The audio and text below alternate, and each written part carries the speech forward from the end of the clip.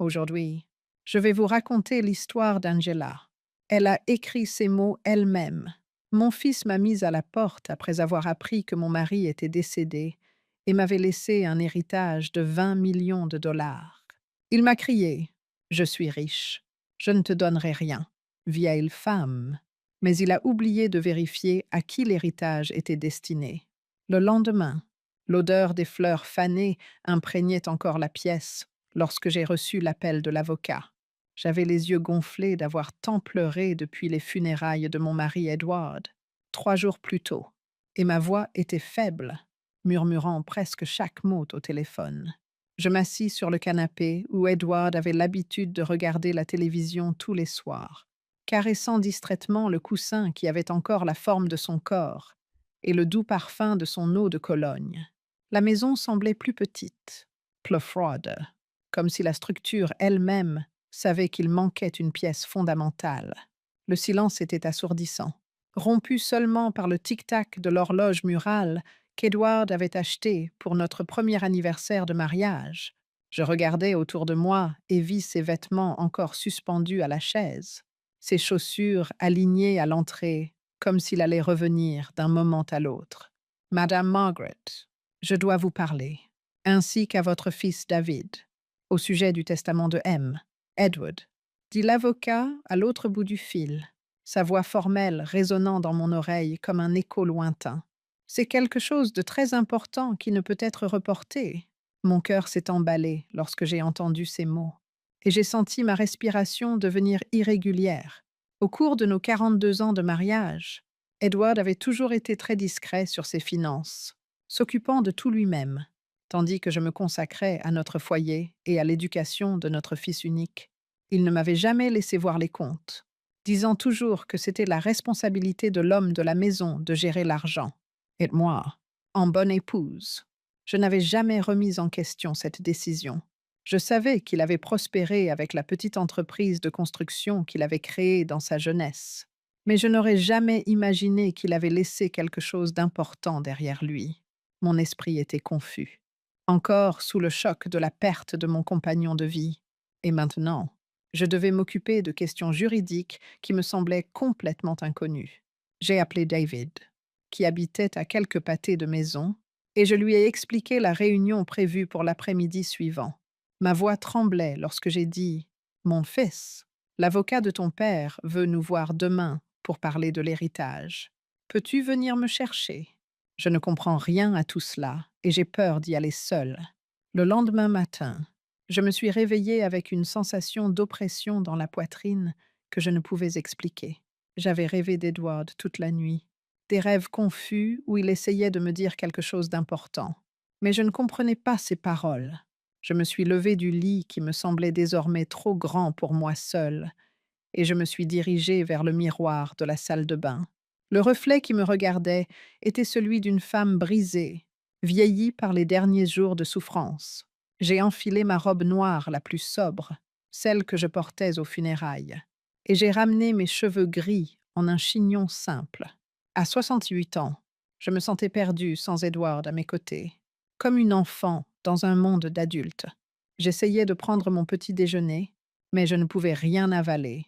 Mon estomac était noué par l'angoisse.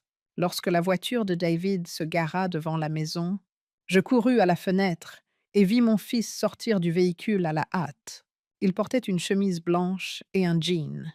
Ses cheveux bruns étaient soigneusement peignés, mais il y avait quelque chose de différent dans ses yeux bruns, une lueur que je ne pouvais pas identifier à ce moment-là.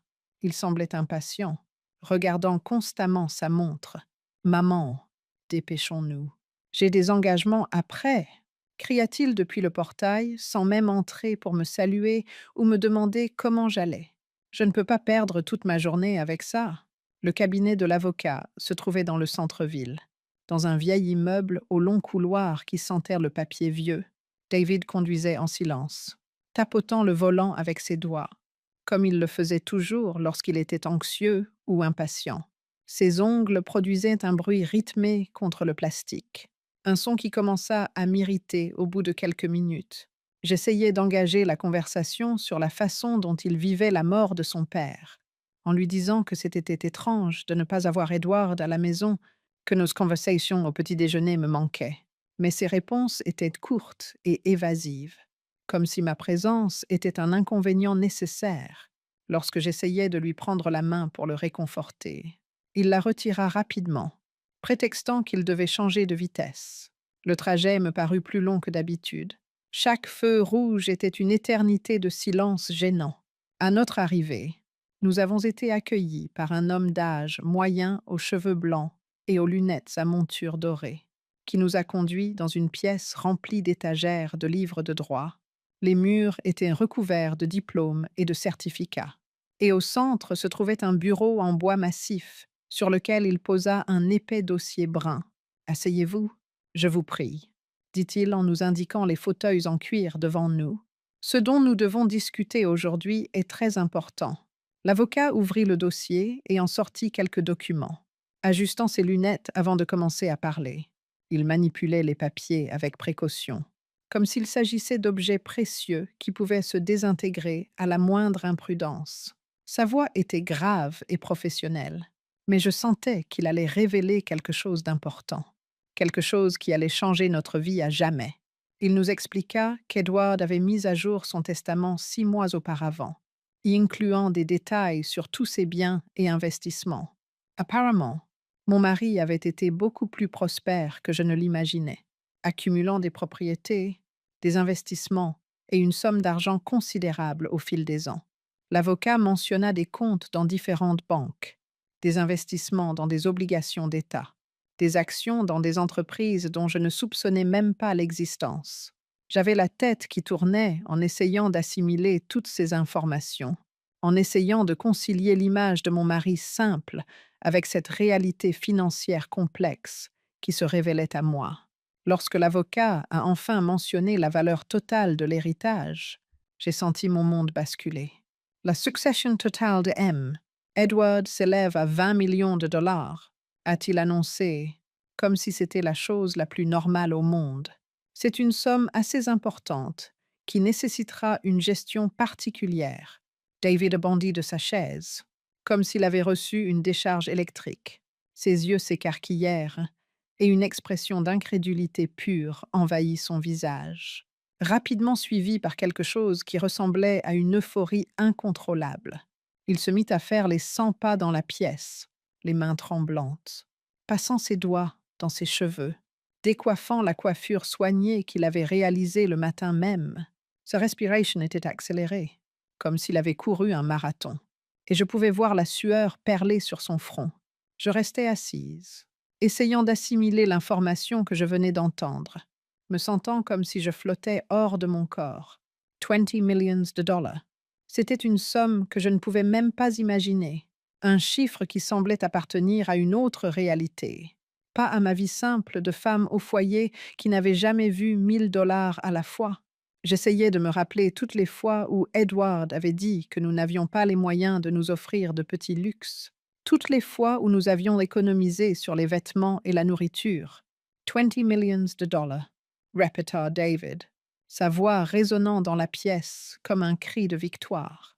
Papa ne nous a jamais rien dit à ce sujet. Comment a-t-il pu cacher autant d'argent?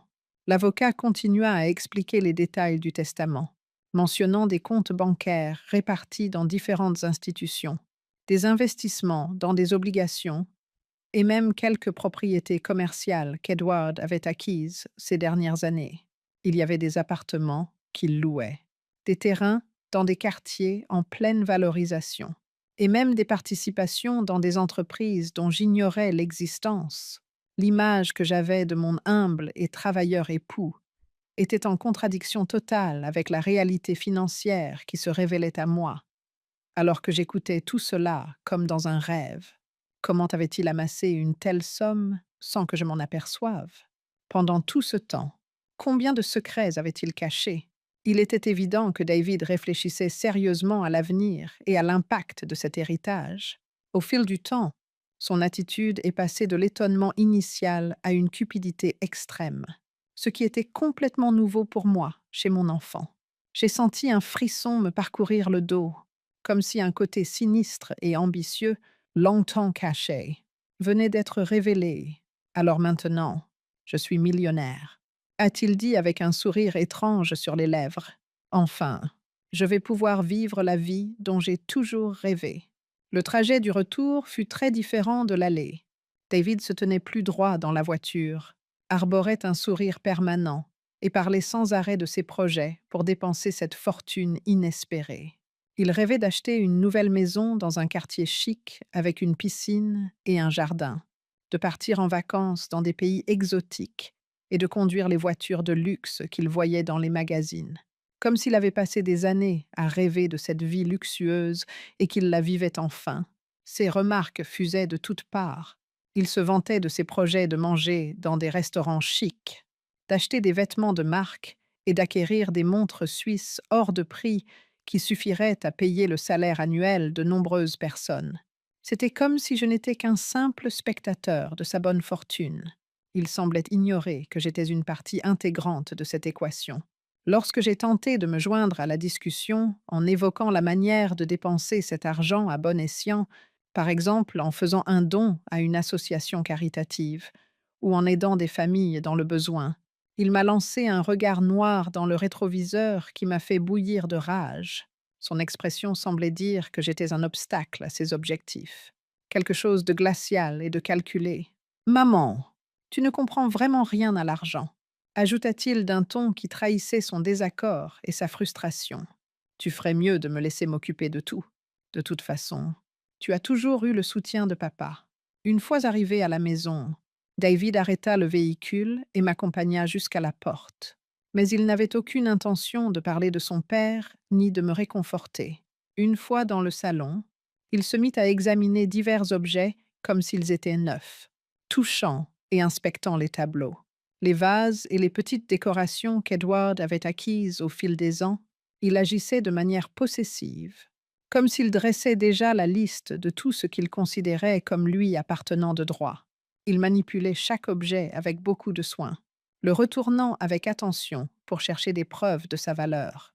Assis sur le canapé, j'observais mon fils avec un mélange de mélancolie et de perplexité, essayant de comprendre à quel moment il s'était transformé en cet étranger. La perte de son père semblait avoir réveillé une part sombre du caractère de David, une part que je préférais ignorer. La révélation de sa fortune semblait avoir déclenché un changement mental, modifiant irrévocablement sa personnalité. C'était comme s'il analysait la valeur monétaire de chaque centimètre carré de la maison. Ses expressions étaient plus dures et ses mouvements plus calculés. Mon chéri, je pense qu'il vaudrait mieux aborder ce sujet de manière plus posée. Ai-je réussi à dire, la voix tremblante d'anxiété, selon David, ton père vient de mourir. Et cet héritage change beaucoup de choses pour nous deux. Nous devons bien réfléchir avant de prendre une décision. David détourna alors son attention des biens et me regarda avec une expression qui me fit automatiquement reculer sur le canapé.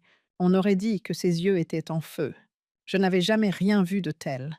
De plus, le ton de sa voix était terrifiant lorsqu'il se mit à parler. Il m'a dit que je n'avais rien à faire dans l'investissement ou les affaires, et que nous pouvions simplement nous ignorer à l'avenir, affirmant qu'il ne ressentait pas le besoin de discuter de quoi que ce soit avec moi. Chacune de ces déclarations me faisait perdre un peu plus l'image que j'avais de mon enfant, comme si c'était un défaut de ma part. Il a évoqué le fait que son père avait toujours été là pour moi, donnant l'impression qu'être casanier était un gros mot. Il a ajouté que je devais comprendre que je n'avais plus aucune importance pour lui et qu'il était temps pour moi d'apprendre à vivre avec moins. Je me sentais comme une marionnette, et chaque phrase était choisie pour me faire mal. Je suis riche. Maman. S'est-il vanté, bombant le torse pour afficher sa richesse. La conversation suivante a été la plus douloureuse que j'ai jamais eue. Et tu devras t'habituer à ta nouvelle réalité de vieille femme pauvre. David m'a informé que je devais quitter les lieux. Il a insisté pour que je cherche un appartement plus abordable et plus petit, car il avait besoin de place pour sa nouvelle vie luxueuse. Il a prétexté que je devais apprendre à être indépendante à 68 ans, que j'étais âgée et que je n'avais pas besoin de beaucoup d'espace, etc., sans se soucier de mes sentiments ni du fait que c'était mon seul foyer. Ses remarques étaient impitoyables et indifférentes. Presque comme s'il s'agissait d'une œuvre de charité, il m'a proposé de me donner une petite somme chaque mois. Mais il m'a clairement fait comprendre que cela ne suffirait pas à couvrir mes besoins essentiels. À chaque phrase, elle détruisait les 42 années de souvenirs que j'avais accumulés dans cette maison, où elle avait élevé son fils et passé toute sa vie avec son mari.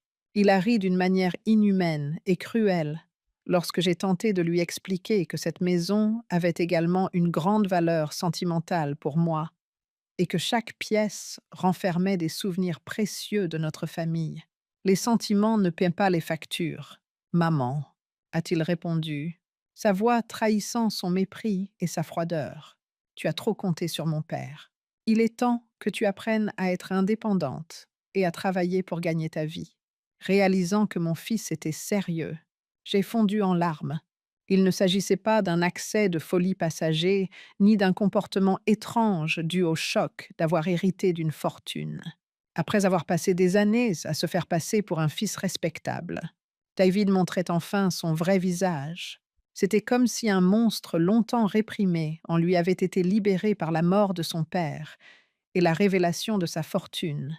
Il persistait à affirmer que je ne méritais pas cet argent, que je n'avais jamais travaillé de ma vie et qu'il n'avait pas l'intention de continuer à subvenir à mes besoins. Mon cœur s'est brisé en 1000 morceaux lorsque ces paroles ont résonné dans la pièce. J'ai fait de mon mieux pour lui rappeler tout ce que j'avais sacrifié pour lui, les rêves auxquels j'avais renoncé pour me consacrer à notre famille, les nuits où je restais éveillée à m'inquiéter pour lui lorsqu'il était malade, etc. Cependant, chaque fois que je lui rappelais un souvenir, il répondait cruellement, transformant même les moments les plus tendres de notre amour en preuve de mon inutilité, avec une froideur glaciale qui me faisait me demander si j'avais vraiment donné naissance à cet être. Il m'a poussée vers la porte, alors que je me levais du canapé, tremblante et dévastée, tout en frappant à la porte.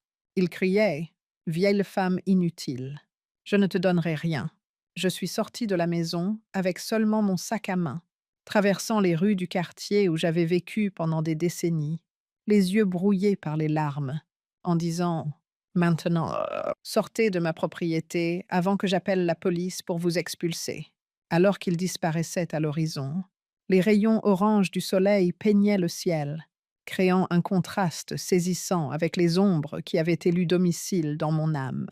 Les passants se demandaient ce qui n'allait pas et avaient pitié de moi. Quand ils pensaient que personne ne les regardait, ils chuchotaient entre eux. Sarah, qui habite à côté, ne savait manifestement pas quoi faire, car elle me faisait timidement signe de la main sans s'approcher. La décision de mon propre fils de me mettre à la porte me faisait me sentir coupable, car j'avais élevé un monstre. Plus je m'éloignais de ce qui m'était familier, plus je me précipitais vers un avenir inconnu et terrifiant. Mon esprit était en proie à la confusion, alors que j'essayais de donner un sens à tout ce qui s'était passé en l'espace de quelques heures. Et mes pieds me faisaient souffrir à cause de mes vieilles chaussures, mais au milieu de ma honte et de mon angoisse, une nouvelle lumière a commencé à poindre en moi, dans l'euphorie de ma victoire. David avait oublié quelque chose, mais alors que je déambulais dans les rues désertes, cela m'est revenu d'un coup. Mon fils, me suis-je dit en essuyant mes larmes, un sourire amer se dessinant sur mon visage. Tu n'as même pas lu le testament en entier, n'est-ce pas? Dommage que tu n'aies pas prêté attention aux détails importants. Il m'a fallu plus d'1 heure à errer dans les rues pour trouver un petit café ouvert à cette heure tardive. J'avais besoin d'un endroit où m'asseoir et réfléchir à tout ce qui s'était passé, même si mes pieds me faisaient souffrir dans mes chaussures et que ma voix était rauque à force de sangloter. Quelques tables et l'odeur réconfortante du café fraîchement moulu emplissaient ce café sans prétention. Je sortis de mon sac les documents que l'avocat m'avait remis en copie et m'assis dans le coin le plus isolé pour commander une tasse de café. Alors que je parcourais nerveusement les documents, mes mains tremblaient sous l'effet de ce qui semblait être un jargon juridique étranger. Pendant toutes ces années, Edward s'était occupé de tout lui-même. Soudain, je me sentais dépassée par toute cette paperasse Mais j'avais le vague soupçon que David avait omis des informations cruciales. Je dois comprendre ce qui est vraiment écrit ici, me suis-je dit en ajustant mes lunettes de lecture, même si certaines phrases étaient inhabituelles et difficiles à comprendre. J'ai commencé à lire chaque ligne plus attentivement. Car quelque chose me disait que mon fils n'avait pas prêté attention à tout. Après avoir consulté son avocat, Edward avait rédigé un long testament rempli de dispositions et de clauses. En poursuivant ma lecture, j'ai apprécié encore plus que je ne le pensais la minutie de mon mari. Il avait tout prévu, établi des règles et donné des instructions précises sur la manière dont sa fortune devait être gérée. J'ai été intriguée par un passage d'une page qui traitait des bénéficiaires principaux et secondaires, des concepts qui m'étaient inconnus mais que je trouvais importants, des mots tels que conditions d'héritage et conditions requises pour recevoir des biens me donnaient l'impression que les choses étaient peut-être plus compliquées que David ne le pensait. Dans l'espoir vain que l'avocat accepterait encore de nouveaux clients, j'ai ressorti mon ancien téléphone portable et j'ai appelé son cabinet. Ma voix était encore tremblante de sanglots lorsque j'ai demandé Dr. Richardson et qu'il a répondu Je m'appelle Margaret. Je suis venue à votre cabinet plus tôt dans la journée pour obtenir des éclaircissements sur le testament de mon mari. L'avocat a été surpris par mon appel, mais il était ravi de m'aider.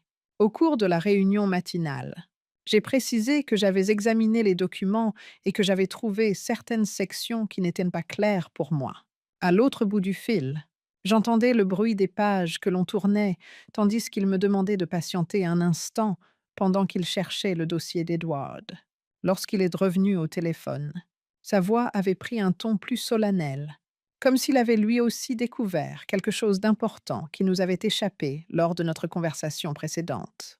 Il m'a expliqué que, contrairement à la plupart des testaments, celui d'Edward comportait de nombreuses restrictions et critères à remplir avant que l'héritage puisse être transmis.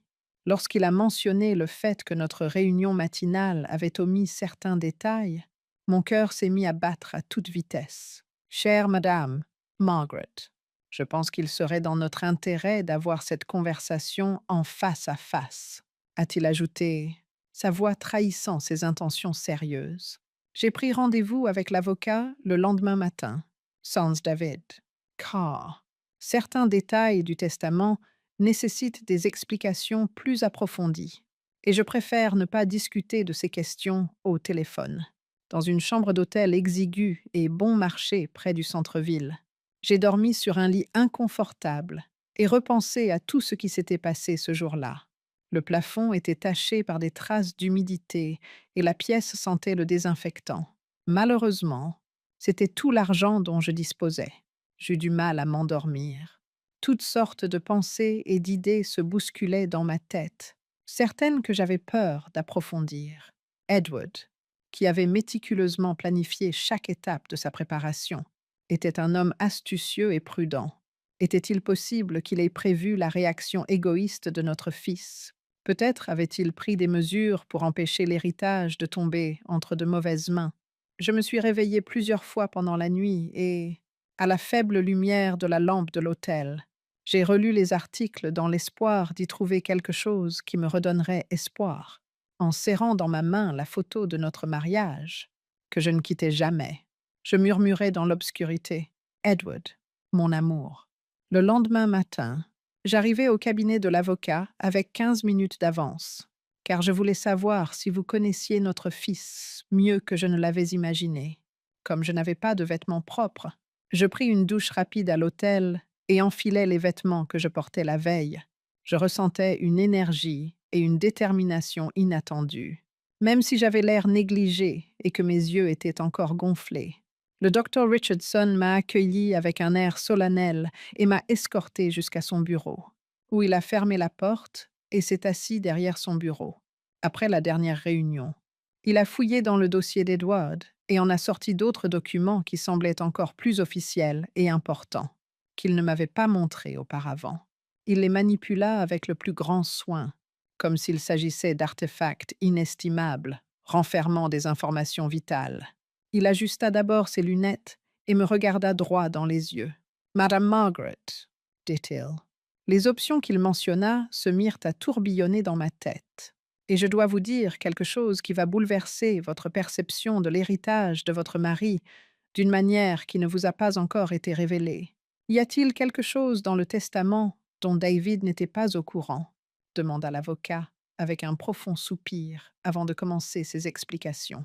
Il m'informa qu'Edward avait rédigé un testament comportant plusieurs garanties, une tactique juridique complexe qui n'était mise en œuvre que par quelques avocats. Aucun héritier ne recevrait immédiatement les 20 millions de dollars.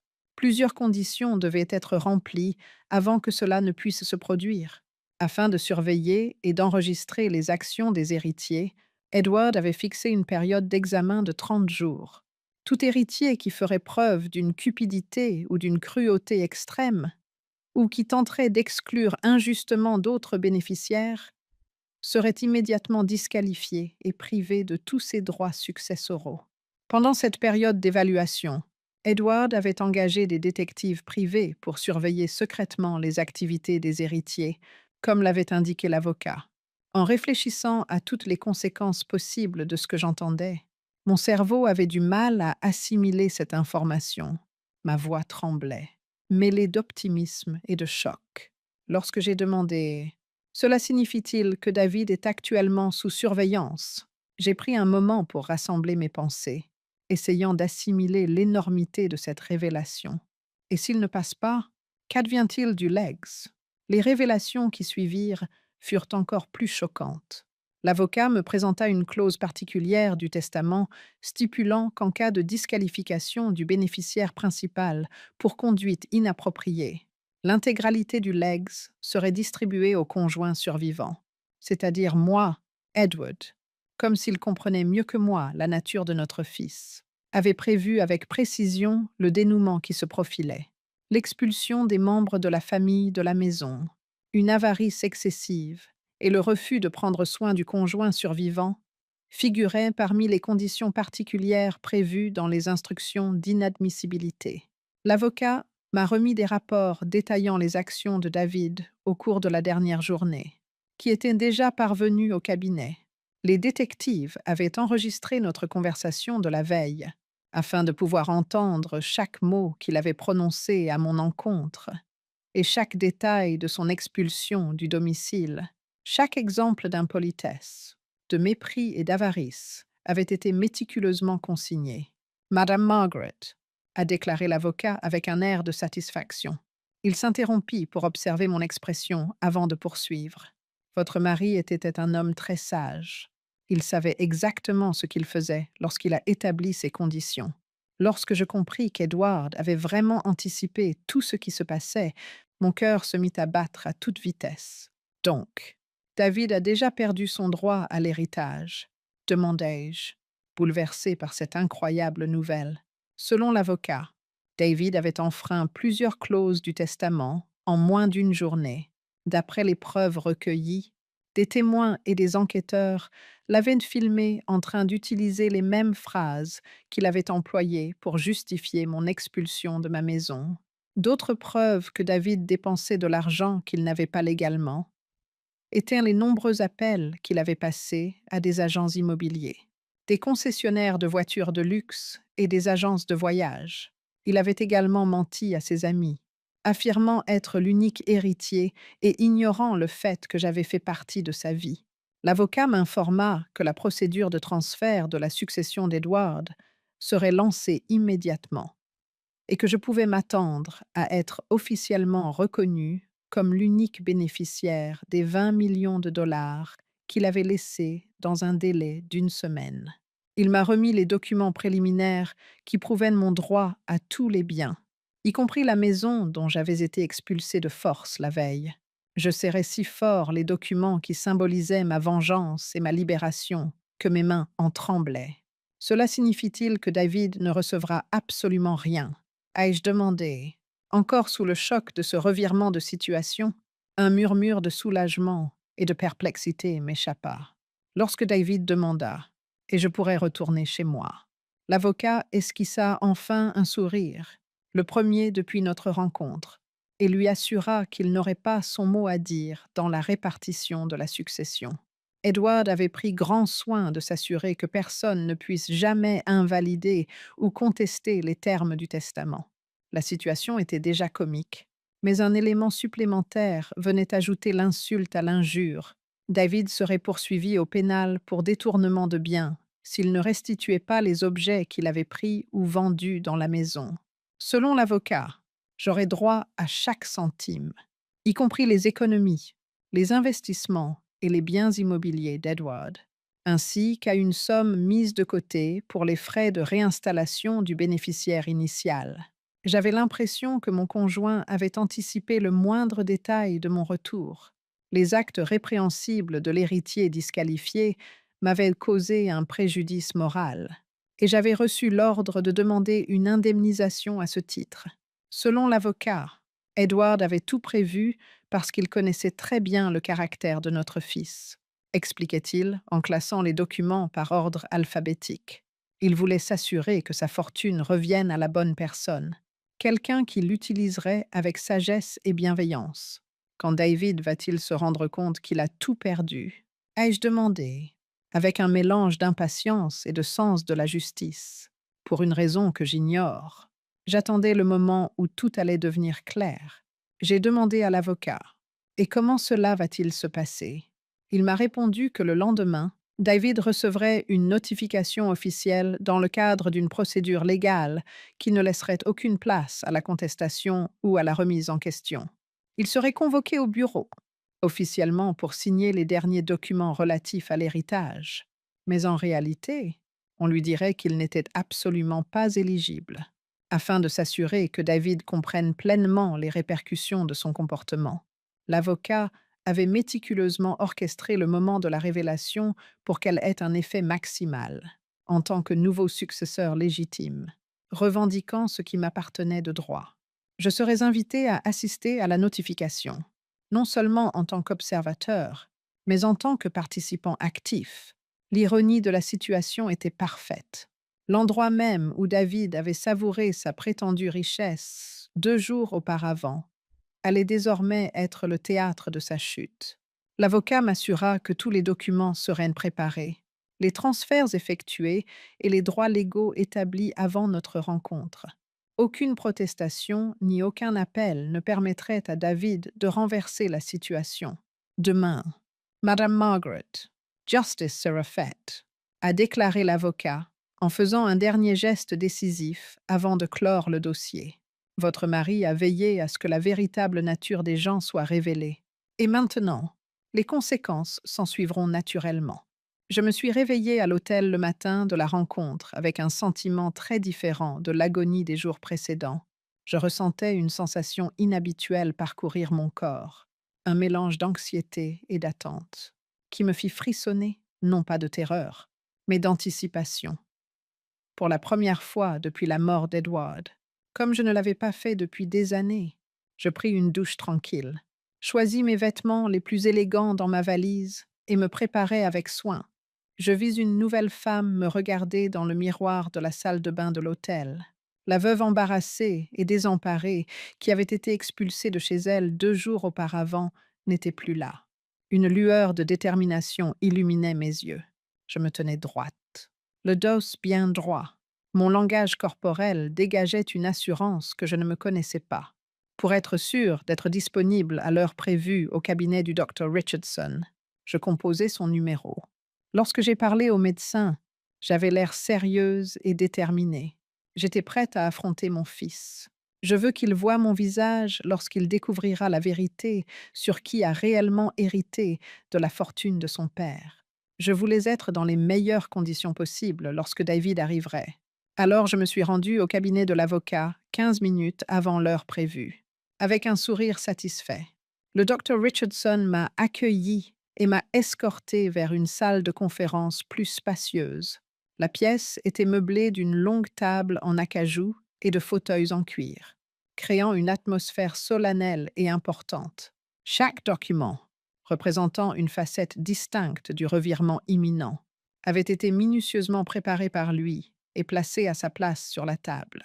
Les conclusions détaillées des enquêteurs concernant les activités de David y figuraient, ainsi que les contrats de transfert de propriété et les comptes bancaires indiquant les valeurs qui m'appartiennent désormais.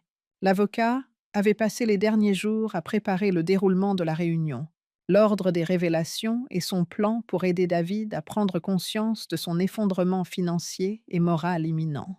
En prenant place à la tête de la table, à l'endroit même où Edward se tenait autrefois lors des réunions importantes de l'entreprise, je pouvais sentir sa présence qui me soutenait. Il ne se doute pas qu'il est sur le point de découvrir qu'il n'a pas droit à un seul centime. Ai-je commenté à l'avocat en ajustant les papiers devant moi. Quand David entrera ici, il pensera toujours qu'il possède tout. À l'heure prévue, nous avons entendu la voix forte de David au téléphone, discutant de ses projets d'achat d'une voiture de luxe cet après-midi-là, puis des pas précipités dans le couloir. Il est entré dans la pièce comme une tempête d'arrogance et d'orgueil, vantant des accords et des investissements de plusieurs millions de dollars qu'il n'avait manifestement pas les moyens de faire, vêtu d'une chemise neuve et coûteuse. Son regard est passé de la stupéfaction à une irritation à peine dissimulée dès qu'il m'a vu assis à la table d'honneur. Il s'adressa directement à l'avocat, ignorant ma présence, comme si je n'étais qu'un accessoire indésirable. Il commença par critiquer ma présence et me demanda pourquoi je me mêlais de ce qu'il considérait comme ses affaires personnelles. Ses actions dans les premières minutes confirmèrent les pires craintes de l'avocat. Une démonstration publique de mépris qui serait filmée et utilisée comme preuve supplémentaire de son caractère inapproprié. Il m'a montré du doigt et a demandé à l'avocat « Pourquoi cette femme est-elle ici ?» comme si j'étais une nuisance. Le docteur Richardson a invité David à s'asseoir tout en gardant un air sérieux et professionnel. Je pensais avoir clairement indiqué hier qu'elle n'avait rien à voir avec mon héritage. Avant de finaliser tout transfert de biens, il a officiellement ouvert la discussion en soulignant qu'il restait des questions cruciales à régler concernant le testament. Dès le début, l'impatience de David était évidente. Il regardait sans cesse sa montre et tapotait du doigt sur la table, apparemment impatient de terminer ce qu'il considérait comme une simple formalité administrative. Ses préoccupations concernant la date à laquelle il aurait accès à la totalité des fonds et les documents qu'il devait signer pour accélérer le processus étaient ponctuées par les fréquentes interruptions de l'avocat. Son attitude trahissait sa conviction qu'il avait totalement le contrôle de la situation. Quelqu'un qui considérait cette rencontre comme un petit obstacle sur le chemin qui le séparait de sa nouvelle vie de milliardaire. En réponse à l'affirmation de l'avocat selon laquelle certaines clauses du testament devaient être discutées, David répondit avec mépris que son père n'avait jamais précisé de telles clauses. L'avocat semblait ravi de l'arrogance de mon fils, qui était évidente. David a déclaré fermement « Docteur, accélérons les choses », la voix pleine de frustration, en tapant du poing sur la table. À ce moment-là, l'avocat a entamé la première étape de la révélation en disant « J'ai des engagements importants aujourd'hui et je ne peux pas perdre de temps avec des formalités inutiles. » Après avoir expliqué à David que tous les héritiers étaient tenus de respecter un délai de 30 jours conformément au testament d'Edward, il a retiré les rapports de l'enquêteur du dossier principal. Comme il n'en comprenait pas encore la signification, David eut l'air perplexe lorsqu'il apprit la nouvelle. L'avocat précisa que le comportement des héritiers serait examiné pendant cette période, afin de déterminer s'ils méritaient l'héritage selon les critères fixés par le défunt. Au fil du temps, l'attitude de David passa de la perplexité à une inquiétude croissante, comme s'il commençait à saisir la possibilité de problèmes inattendus. À d'autres occasions, il a tenté d'interrompre l'avocat au milieu d'une phrase pour lui demander brièvement quelle était l'autorité derrière cette remarque et sa valeur juridique. Je pouvais voir la sueur perler sur son front à mesure que la réalité de la situation s'imposait à lui. Et sa voix est devenue plus colérique et plus aiguë. Malgré son professionnalisme et son sang-froid, la voix de l'avocat trahissait une joie contenue. « C'est absolument absurde !» s'écria David en se levant brusquement de son siège. « Mon père n'a jamais parlé d'observation ou de test. Il doit y avoir une erreur. » L'avocat a continué à fournir plus de détails sur le comportement de David au cours des 2 derniers jours. en lui présentant des rapports détaillés. Plus précisément, il a lu des passages de rapports qui détaillaient l'expulsion de moi par David de la maison, les termes qu'il avait utilisés pour me décrire et son traitement cruel envers sa mère dans les moments les plus difficiles. David écoutait le rapport avec une expression de dégoût croissant. Chaque ligne était comme une gifle pour lui.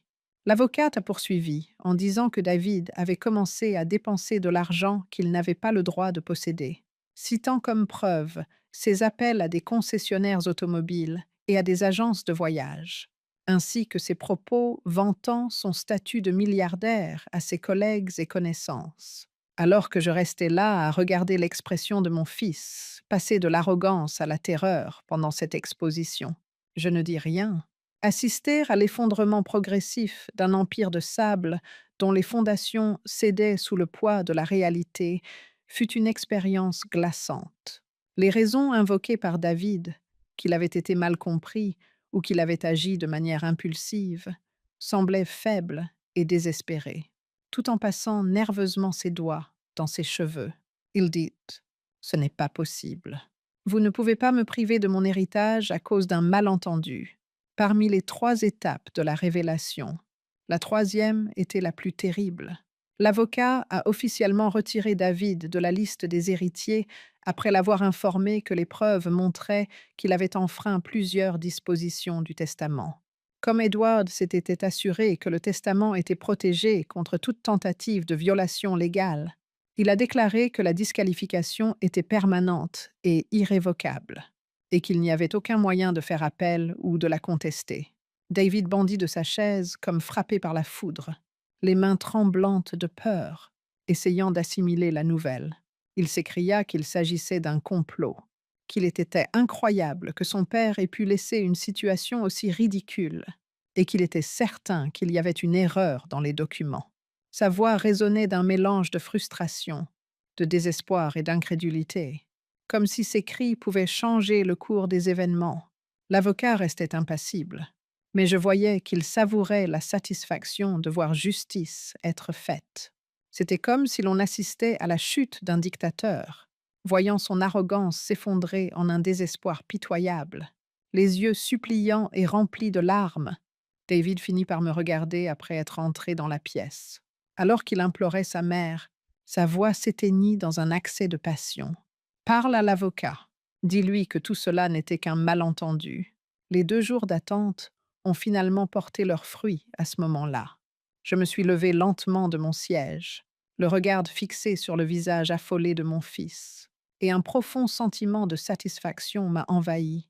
J'avais tout sacrifié pour ma famille pendant 42 ans, négligeant mes propres objectifs et aspirations, afin d'élever celui qui me suppliait maintenant de l'aider. Il m'avait déjà humilié, chassé de chez moi et insulté en me traitant de vieille femme, bonne à rien. Maintenant, il avait trouvé la seule personne qui pouvait le sauver de la ruine financière. L'ironie de la situation était d'une perfection poétique, en tant que seule bénéficiaire survivante. L'avocat m'a alors révélé le dernier secret, m'annonçant que j'allais recevoir la totalité des 20 millions de dollars. David semblait enfin avoir compris la gravité de son erreur et me suppliait de lui pardonner. Je suis restée silencieuse pendant qu'il endurait sa douleur, savourant que revirement spectaculaire, avant de trouver le courage de parler. Je lui ai parlé d'une voix calme et posée, en disant « David, mon fils », ce qui contrastait fortement avec sa frustration tremblante. C'était plus dramatique que je ne l'avais prévu.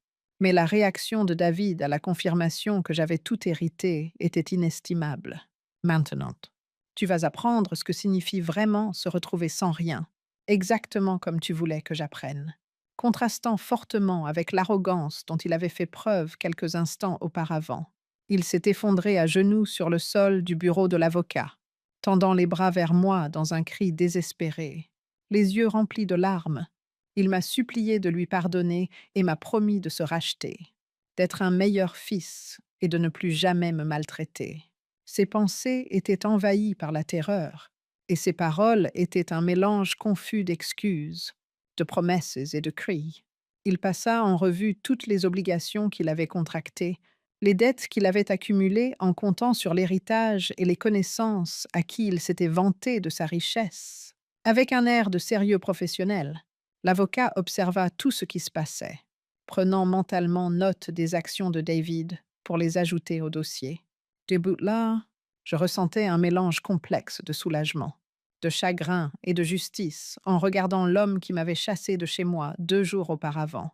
C'était mon fils. Et même si cela me brisait le cœur de le voir souffrir ainsi, j'éprouvais aussi un certain soulagement à l'idée qu'il récoltait enfin le fruit de tous ses efforts.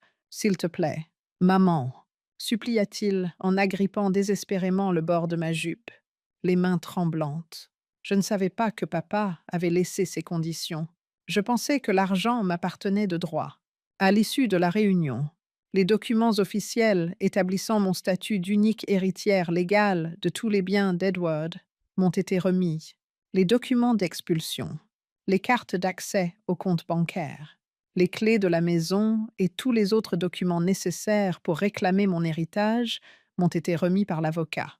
David est resté agenouillé sur le sol pendant tout ce temps, passant tour à tour de cris désespérés à des accès de colère impuissants, comme si son cerveau refusait d'accepter la vérité. David a perdu pied lorsque son avocat lui a dit qu'il avait 24 heures pour quitter la maison et ramener tout ce qu'il avait vendu ou pris, criant que sa vie était finie puisqu'il était fauché et n'avait aucun moyen de payer ses factures. Il s'est enfui pour fuir ses problèmes. Ses déclarations résonnaient dans une pièce dépourvue de toute empathie. Sa souffrance était considérée comme le résultat inévitable des décisions difficiles qu'il avait prises. Symbole de ma victoire et de la défaite totale de mon adversaire, j'ai signé tous les documents nécessaires d'une main calme. Après avoir signé le dernier document, j'ai jeté un dernier regard à David avant de me diriger vers la sortie. Mon fils, dis-je d'une voix qui résonnait avec une autorité inébranlable.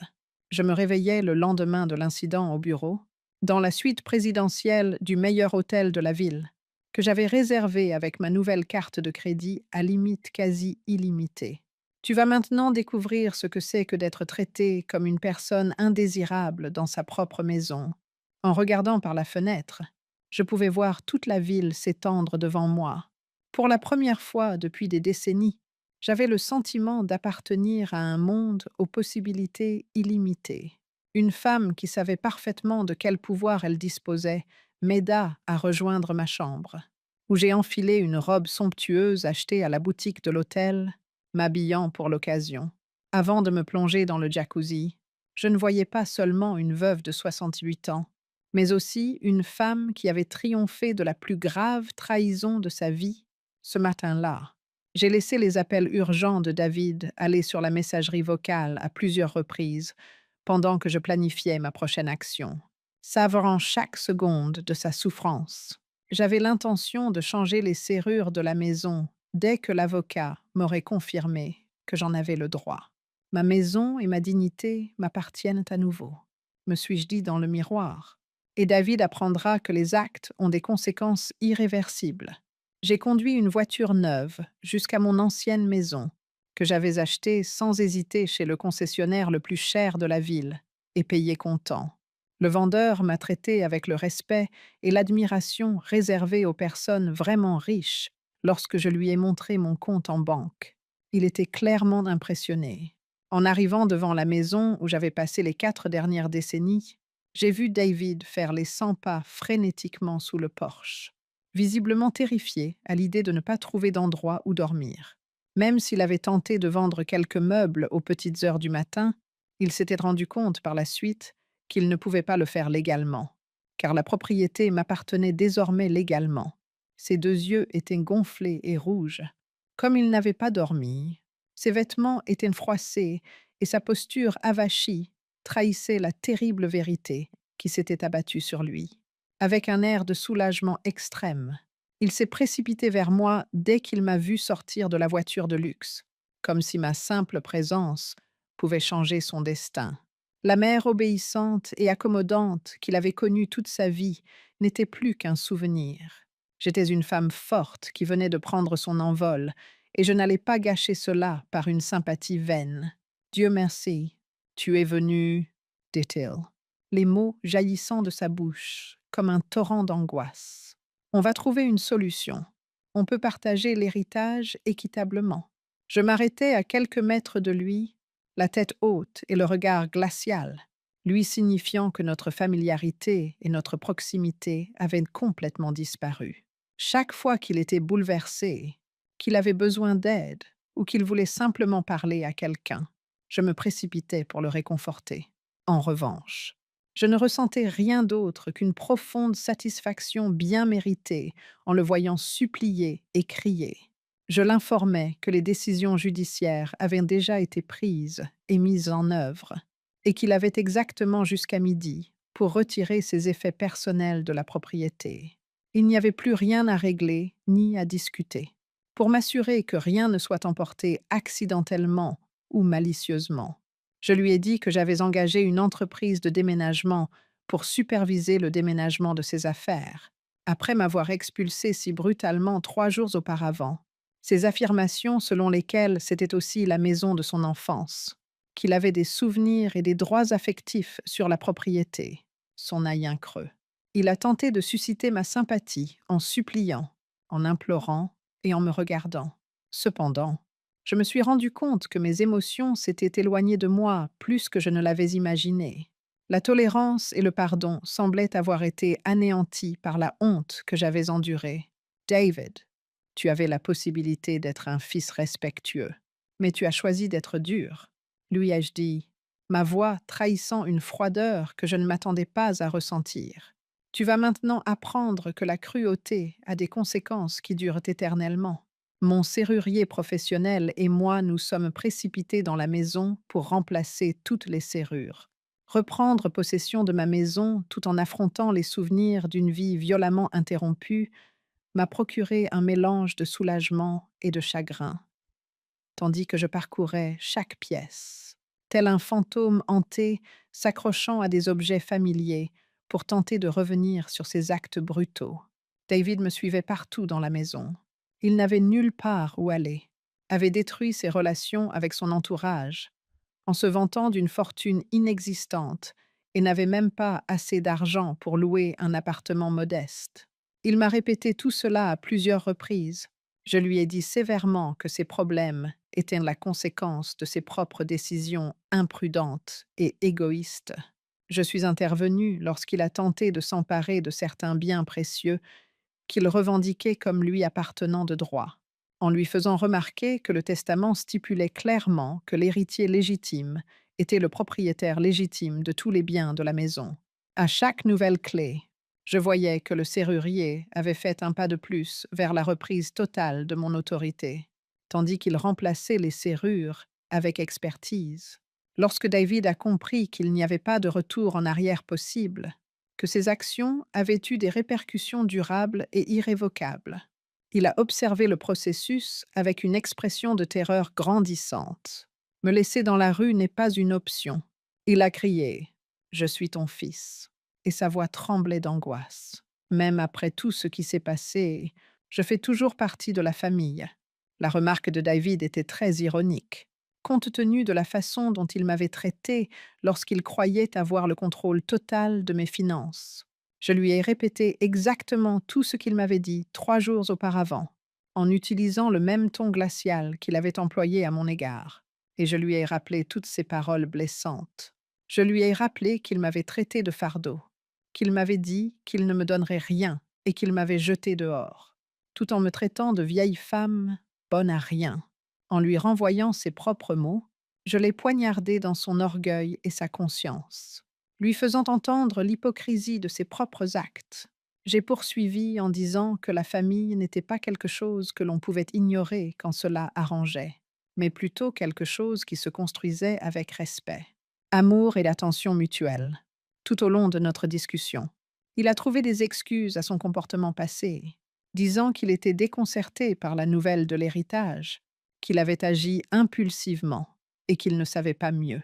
Malheureusement, je ne pouvais plus supporter ses justifications pitoyables et son apitoiement sur soi-même. Une fois qu'il eut terminé, le serrurier m'a rendu le contrôle total de ma maison en me remettant toutes les nouvelles clés. J'ai fait un dernier geste calculé en plaçant les clés dans mon sac à main, montrant clairement qui était désormais le propriétaire légal de cette résidence. L'amour et le respect sont les fondements de la famille. David, lui ai-je dit en le regardant dans les yeux. David tentait toujours désespérément de négocier un accord qui lui permettrait de rester dans la maison ou au moins d'obtenir une aide financière lorsque midi arriverait, date à laquelle je lui avais donné pour quitter les lieux. Tu as choisi de détruire notre famille quand tu pensais en avoir le pouvoir. Il semblait réticent à accepter la réalité qu'il allait devoir quitter la vie familière et confortable qu'il avait connue toute sa vie, puisqu'il n'avait emporté que 2 sacs contenant des vêtements et quelques effets personnels. Il a tenté de négocier en utilisant toutes sortes de tactiques, notamment des appels à l'émotion, des arguments juridiques sans fondement et même des menaces subtiles visant à contester la légitimité du testament. Cependant, avec l'aide de l'avocat, je m'étais préparé à toutes ces techniques et j'avais des réponses solides et juridiquement fondées à chacune de ces objections. Ses pas maladroits, alors qu'il traînait ses sacs vers la porte, m'ont fait comprendre qu'il espérait que je changerais d'avis à la dernière minute. J'avais cédé à ses exigences, fermé les yeux sur ses défauts et lui avais donné une seconde chance chaque fois qu'il avait commis une erreur pendant des années. Aucune larme ni aucune excuse ne pouvait réparer la fracture profonde qu'il avait créée dans notre relation par sa brutalité lorsqu'il croyait avoir le pouvoir.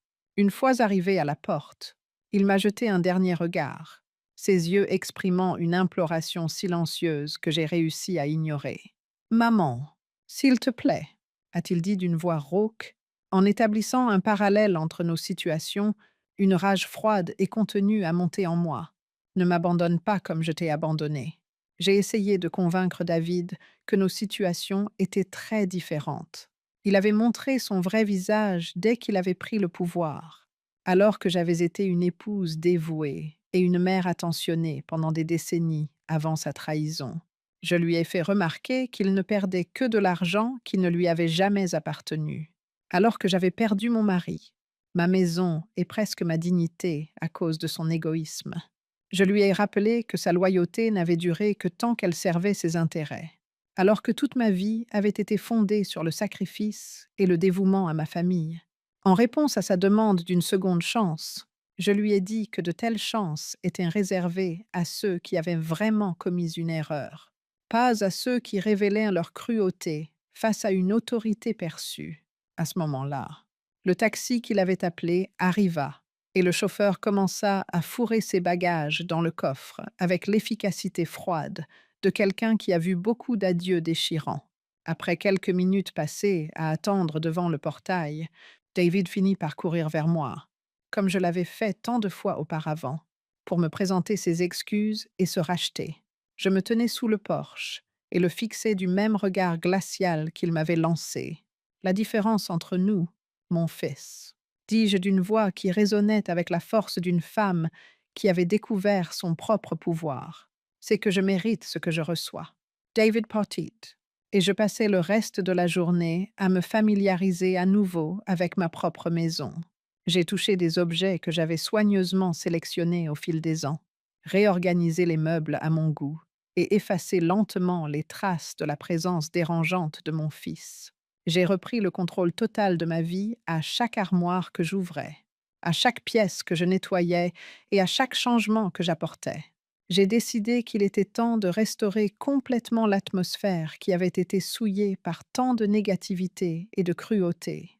Alors j'ai appelé des entreprises de nettoyage, de décoration et d'aménagement paysager. Après plusieurs jours de bouleversement, j'ai ressenti un grand soulagement lorsque j'ai calmement expliqué que justice avait été faite à mes amis et voisins qui m'avaient appelé dans l'après-midi après avoir entendu parler de l'annulation de l'héritage. Je leur ai expliqué que le ton glacial que j'avais utilisé envers mon propre enfant était simplement un langage qu'il m'avait appris, et certains en ont été surpris. Je me suis assise sous le porche où Edward avait l'habitude de prendre son café l'après-midi, alors que le soleil se couchait, et j'ai senti qu'il approuvait les choix que j'avais faits, plus encore que moi. Il connaissait bien le caractère de notre fils, et avait prévu que son héritage revienne à la personne qui le méritait. Edward, mon amour, murmurai-je dans l'air de midi, non seulement tu m'as assuré une stabilité financière, mais tu m'as aussi donné le courage de défendre mes convictions. Tu m'as laissé les bons outils pour apprendre à être forte, dis-je, le cœur débordant de gratitude. Au cours des semaines qui suivirent, j'utilisai ma nouvelle fortune avec sagesse et générosité, d'une manière qui, je le savais, aurait plu à Edward. J'ai investi dans des entreprises locales qui offraient des emplois décents à ceux qui en avaient besoin. J'ai donné beaucoup d'argent à des organisations qui aidaient les personnes âgées seules et j'ai créé un fonds pour aider les femmes victimes de violences financières au sein de leur famille. En redonnant à des causes qui me tenaient à cœur, j'ai pu transformer la souffrance que j'avais vécue en quelque chose de positif et aider d'autres personnes qui traversaient des moments difficiles. Pendant tout ce temps, David a fait de nombreux efforts pour entrer en contact avec moi par l'intermédiaire d'intermédiaires, d'amis, de cousins éloignés et même d'un avocat qu'il avait engagé pour contester le testament. Malheureusement, malgré ses nombreuses tentatives de réconciliation et de négociation, il a toujours reçu la même réponse catégorique.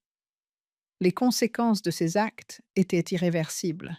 Après avoir examiné les documents et constaté que le testament d'Edward était protégé par la loi contre toute contestation, l'avocat qu'il avait engagé a abandonné l'affaire. J'ai appris par des voisins que David avait été vu en train de faire des petits boulots, essayant manifestement de joindre les deux bouts sans la fortune à laquelle il était habitué. Le fait de connaître ces difficultés m'a fait ressentir une pointe de chagrin maternel. Mais une grande partie de moi croyait qu'il était enfin en train d'apprendre les leçons d'humilité et de responsabilité dont il avait besoin. On récolte ce que l'on sème, pensais-je en me promenant dans le jardin qu'Edward avait entretenu avec amour.